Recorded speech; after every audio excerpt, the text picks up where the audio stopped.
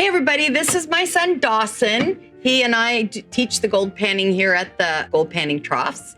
And we're gonna show you two different techniques of gold panning. He and I have been both gold panning back here for a couple of years. And he's taught me a few things in gold panning that I did not even think were available to me. So we both do things that are very different. So I thought we'd both show you the different ways that we gold pan. So let's get started. Dawson, let's show them how we do it. So whereas I shake them back and forth and get that material all shaken up here, and I get that gold back down into that corner, just like Dawson.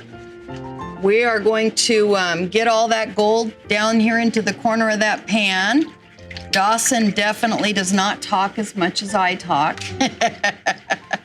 We've got a lot of gold down here in this pan, and we've got a lot of sand and gravel. So we do have the cheater pans, so we've got ridges on these pans to catch that gold, so we don't lose that gold. I always make people say, I will not lose my gold, because otherwise they get really scared when they're gold panning. I always tell people this is like a river, and it's just, I use the water to wash off the sand and gravel by letting my water just come in my pan. Whereas Dawson, as you notice, he just bumps the bottom of the water very carefully. So it's very different. And I get big nuggets in here and I just drop them in the water because they're definitely not gold. The gold that we're panning for is a placer gold. It's called a jewelry gold. And you can melt it down into bricks just like they do in the gold rush show. The gold that we're finding in these pans is from Parker Schnobel's mine up in Dawson City, Yukon. And we get it from our local gold guy here in Skagway named Schindler. He's a fabulous artist, and he works with mammoth ivory. We're getting closer now, as you can see. I'm just about down to the bottom. I like to do it all the way down. I'm getting up. I almost lost a little piece there. Did you see that? There we go. We're getting it back in there. And I like to take it all the way down because I'm a show off.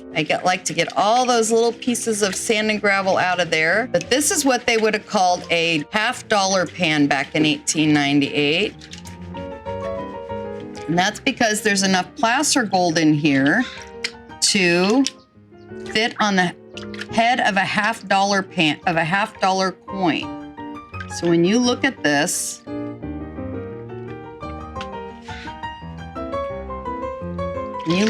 gold here, let me get it. Oop, I lost them down in the trough for you, Dawson. Ah. About that. That's the first wow. That's the first time he's ever said anything. Here we go. So if you'll check this out, see this gold here? It's beautiful. And back in 1898, this is the excitement that started the gold rush. It doesn't look real, does it? It's so very shiny. Look at Dawson's pan there. That would have been a $50 pan. Now, if this was a race, you would have won. But if this was a pan-off, I would have won. Yes, because I dropped half of my gold down into the trough. That's well over half your gold, actually. We're going to have to pan that out later.